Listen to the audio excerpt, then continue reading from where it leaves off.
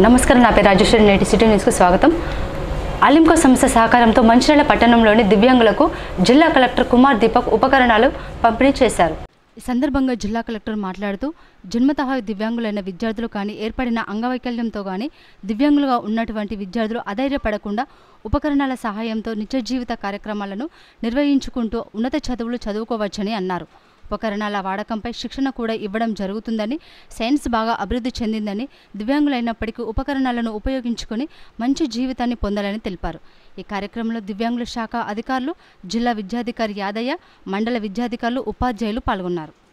పిల్లలకి అలింకో అండ్ మన district administration తరఫున సపోర్టింగ్ ఎయిడ్స్ ఇవ్వడం జరుగుతున్నాయి. వాళ్ళు కూడా సపోర్టింగ్ ఎయిడ్స్ నుంచి నార్మల్ లైఫ్ వాళ్ళకి లైఫ్ నార్మల్గా అవుతుంది. సో బ్యాటరీ ట్రైసైకిల్ ఆర్ నార్మల్గా cycle or hearing aids, braille kits అన్నీ మనం ఇస్తున్నాము. అండ్ ఇది ఎందుకు ఇస్తున్నాము అంటే ఇనీషియల్ లెవెల్లో వాళ్ళకి దాని నుంచి ట్రైన్ చేస్తే వాళ్ళు కూడా చదవడానికి నార్మల్ లైఫ్ వాళ్ళు చేయగలుగుతారు.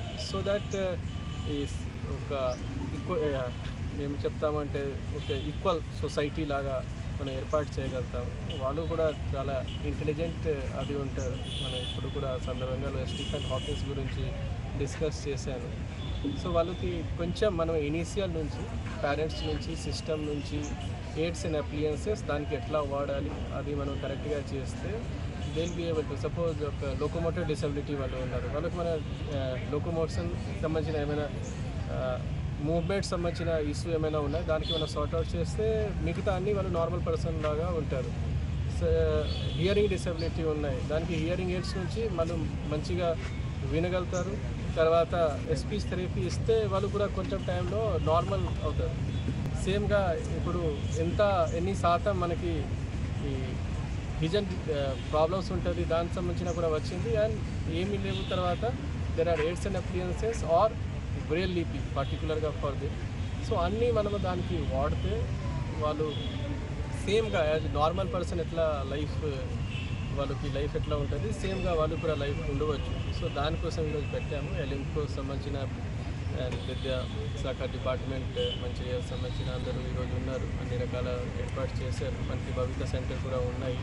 సో ట్రైనింగ్ మంచిగా తీసుకోవచ్చు. దానికి పేరెంట్స్ కొంచెం వాళ్ళకి సపోర్ట్ చేస్తే మన సిస్టమ్ నుంచి కొంచెం సపోర్ట్ వస్తే ఆ పిల్లలు కూడా నార్మల్ పిల్లలు లాగా చదువుతారు అండ్ అన్ని రకాల యాక్టివిటీ చేస్తారు. Thank you. చెన్నూరు మండలం పొక్కూరు గ్రామంలో పోలీసులు కార్డన్ సెర్చ్ నిర్వహించారు. యువత మత్తు పదార్థాలకు దూరంగా ఉండాలని సిఐ దేవేందర్రావు సూచించారు. చెన్నూరు మండలం పొక్కూరు గ్రామంలో పోలీసుల కార్డన్ సెర్చ్ నిర్వహించారు. 500 లీటర్ల బెల్లం పానకం, 6 లీటర్ల గుడుంబ ధ్వంసం చేశారు. 30 కిలోల బెల్లం స్వాధీనం చేసుకున్నారు. సరైన ధ్రువపత్రాలు లేని 50 బైకులను సీజ్ చేశారు. యువత గుట్కా, జూదం, నాటుసారా, గంజాయి లాంటి మత్తు పదార్థాలకు దూరంగా ఉండాలని సిఐ దేవేందర్రావు పేర్కొన్నారు. ఒకసారి పోలీస్ కేసు నమోదు అయితే ప్రైవేట్ జాబు కూడా రాలేని పరిస్థితి ఉంటుందన్నారు. గుడుంబ తయారీ, బెల్ట్ షాపుల నిర్వహణ, ఇసుక అక్రమ రవాణా, కలప అక్రమ రవాణా వంటి చట్ట వ్యతిరేక కార్యకలాపాలకు పాల్పడితే చట్టపరమైన చర్యలు తీసుకోవడం జరుగుతుందన్నారు. యువకులు సంఘ విద్రోహ శక్తులకు సహకరించవద్దని తెలిపారు. ప్రజలకు రక్షణ, భద్రత కల్పించడమే పోలీసుల ధ్యేయమన్నారు. ఎవరైనా ఆపదలో ఉంటే డయల్ 100కు సమాచారం అందించాలన్నారు.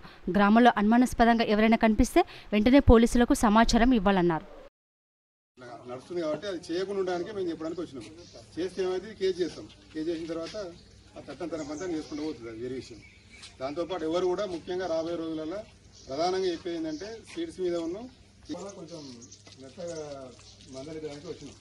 కొంచెం దొరికింది. మాకు అందరి పేర్లు ఉన్నాయి, ఇస్తున్నది అందరూ తాళాలు ఎక్కువ పోయింది దొరుకుతారు. మందమారి అభయాంజనేయ స్వామి ఆలయ సమస్యల పరిష్కారం కోసం కృషి చేస్తున్న ఎమ్మెల్యే గడ్డం వివేక్ వెంకటస్వామికి రుణపడి ఉంటామని ఆలయ కమిటీ చైర్మన్ యాదవ సంఘం నాయకుడు బండి సదానందం పేర్కొన్నారు. ఈ సందర్భంగా ఆయన మాట్లాడుతూ పాత బస్టాండ్లోని మారుతి నగర్ అభయాంజనేయ స్వామి ఆలయంలోని సమస్యల పరిష్కారానికి కృషి చేస్తున్న ఎమ్మెల్యేకు ఆలయ కమిటీ తరపున భక్తుల తరపున ధన్యవాదాలు తెలియజేస్తున్నామని సదానందం యాదవ్ పేర్కొన్నారు. మందమరి పట్టణ అభివృద్ధి లక్ష్యంగా పనిచేస్తున్న ఎమ్మెల్యే వివేక్ ప్రజలు రుణపడి ఉంటారని పేర్కొన్నారు. ఆలయానికి వెళ్లే దారిలో చెట్లు, వృక్షాలు పెరిగి పెద్దవి కావడంతో ఇబ్బందిగా మారిందని ఎమ్మెల్యే చెప్పడంతోనే వెంటనే స్పందించి మున్సిపల్ కమిషనర్ కు చెట్లు తొలగించాలని, భక్తులకు ఇబ్బంది కాకుండా చూడాలని మున్సిపల్ కమిషనర్ కు ఆదేశాలు జారీ చేశారని, వెంటనే వాహనాలు వెళ్లే విధంగా ర్యాంపు కూడా ఏర్పాటు చేశారని ఆయన పేర్కొన్నారు. ఆలయ కమిటీ సభ్యులందరం కూడా ఎమ్మెల్యే గారికి ఎంపీ గారికి రుణపడి ఉంటామని చెప్పి ఈ సందర్భంగా తెలియజేసుకుంటా ఉన్నాం. ఇది సందర్భం కాదు కానీ మరి మేము ఒక్కడే చెప్తా ఉన్నాం. చాలామంది కూడా ఏమో మాట్లాడుతూ ఉన్నారు.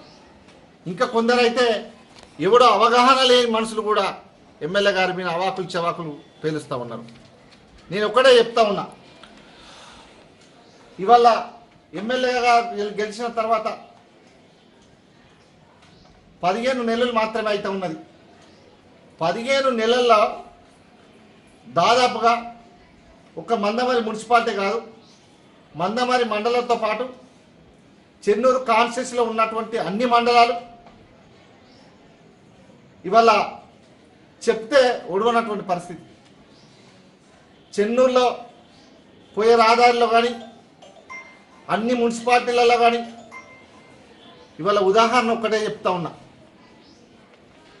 ఈరోజు ఇదే మారుతి నగర్, రాజీవ్ నగర్, మారుతి నగర్, విలేజ్ మందమరికి రోడ్డు హైవే అవతల ఉన్నటువంటి రామన్ కాలనీ, అంగడి బజార్ నీళ్లు దాదాపుగా పెద్ద ఎత్తున వచ్చి ఇళ్లలో వచ్చి మన అన్నం తినే పాత్రల కాడికి వెళ్ళి మునిగిపోయే పరిస్థితి ఉండేది. గత 50 సంవత్సరాల నుండి ఆ పరిస్థితుల్లో ఈ ప్రజలందరూ కూడా ఆ పరిస్థితుల్లో బాధపడుతూ ఉన్నారు. మరి గెలిచినాక వెంటనే ఈ సమస్యను గౌరవనీయులు ఎమ్మెల్యే గారి దృష్టికి తీసుకుపోవడంతో పెద్ద మనసుతోని 2,25,00,000 రూపాయల ఫండ్ పెట్టి ఆ మురికి చెత్త చెదారం ఏదైతే ఉన్నదో వాటిని రాకుండా 7 కణాల మురికి మళ్ళించే విధంగా చేసినటువంటి గొప్ప వ్యక్తి ఇవాళ ఎమ్మెల్యే గారు అని చెప్పి సందర్భంగా తెలియజేసుకుంటా ఉన్నాం. ఇవాళ అదే కాకుండా విలేజ్ మందమరిలో గత చాలా కొన్ని ఏళ్ల నుండి 20-30 సంవత్సరాల నుండి అక్కడ డ్రైన్స్ లేకుండా, రోడ్లు లేకుండా ప్రజలందరూ అనేకమైనటువంటి బాధలు పడుతూ ఉంటే ఎమ్మెల్యే గారు మార్నింగ్ వాక్లో వచ్చి ప్రతి గడపకు ఇల్లుకు తిరిగి నన్ను ఏ నమ్మకంతోనైతే ఓట్లేసి గెలిపించారో ప్రజలందరికీ కూడా నేను ఆ నమ్మకాన్ని మమ్ము చేయకుండా సేవ చేయాలనే ఆలోచనతో మార్నింగ్ వాక్లో ఇల్లులు తిరిగి వారి సమస్యలు తెలుసుకొని మరి అక్కడ 78 లక్షల ఫండ్ పెట్టి డ్రైన్ కట్టించుడు, రోడ్లు వేపించడం జరిగింది.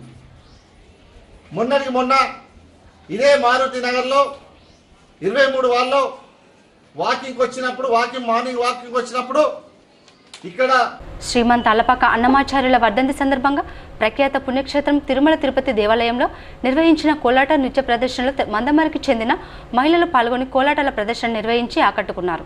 తిరుపతిలో మహిళల కోలాటం ప్రఖ్యాత పుణ్యక్షేత్రం తిరుమల తిరుపతిలో శ్రీమంత్ శ్రీ తల్లపాక అన్నమాచార్యుల 522 వర్ధంతిని పురస్కరించుకొని జరుగుతున్న కోలాట నృత్య ఉత్సవాల్లో మందమరి మహిళలు పాల్గొని కోలాట ప్రదర్శనలు చేయడం జరిగింది.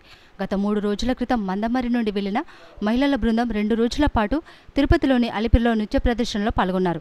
ఎంతో భక్తిభావంతో సేవలందిస్తూ నృత్య ప్రదర్శనలు ఇస్తూ మహిళలు ముందుకు సాగుతున్నారు. భక్తితో పాటు శ్రీవారికి సేవలు అందిస్తున్నారు. తెలంగాణ అన్నమయ్య కరీంనగర్ సేవకులు తిరుమల వెళ్లిన వారిలో శ్రీలత, లావణ్య, శ్రీదేవి, ఉమ్మా తదితరులు పాల్గొన్నారు.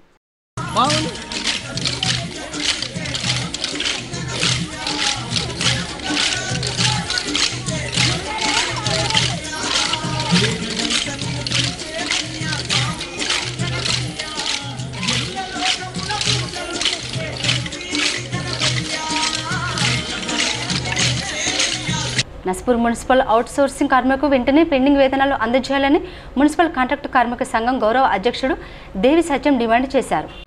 మున్సిపల్ కార్మికులకు వేతనాలు అందజేయాలని, పీఎఫ్, ఈఎస్ఐ సమస్యలు పరిష్కరించాలని కోరుతూ మంచిర్యాల లేబర్ ఆఫీసర్కు గౌరవ అధ్యక్షుడు దేవి సత్యం, అధ్యక్షుడు కొయ్యల వెంకటి, ప్రధాన కార్యదర్శి కోండ్ర లింగయ్య, వర్కింగ్ ప్రెసిడెంట్ అందచంద్రయ్యలతో కలిసి వినతి పత్రం అందజేశారు. అనంతరం వారు మాట్లాడుతూ మున్సిపాలిటీలో 130 మంది అవుట్ సోర్సింగ్ కార్మికులు, 105 మంది కాంట్రాక్టు కార్మికులు పనిచేస్తున్నారని అన్నారు. వీరికి 4 సంవత్సరాలుగా పీఎఫ్, ఈఎస్ఐ బకాయిలు చెల్లించడం లేదన్నారు. 130 మంది అవుట్ సోర్సింగ్ కార్మికులకు 3 నెలలుగా వేతనాలు అందించడం లేదని, 86 మంది కాంట్రాక్టు కార్మికులకు 3 నెలలు 19 మంది కార్మికులకు 18 నెలలుగా జీతం చెల్లించడం లేదని తెలిపారు. సకాలంలో వేతనాలు అందించకపోవడంతో కార్మిక కుటుంబాలు ఇబ్బందులకు గురవుతున్నాయని అన్నారు. వీరి సమస్యలు వెంటనే పరిష్కరించి వేతనాలు అందించాలని, లేదంటే వచ్చే నెల 2 నుంచి సమ్మె చేస్తామని హెచ్చరించారు. సిటీ న్యూస్ ఇంతటితో సమాప్తం. రేపు ప్రసారమైన సిటీ న్యూస్లో మళ్ళీ కలుసుకుందాం. అంతవరకు సెలవు. నమస్కారం.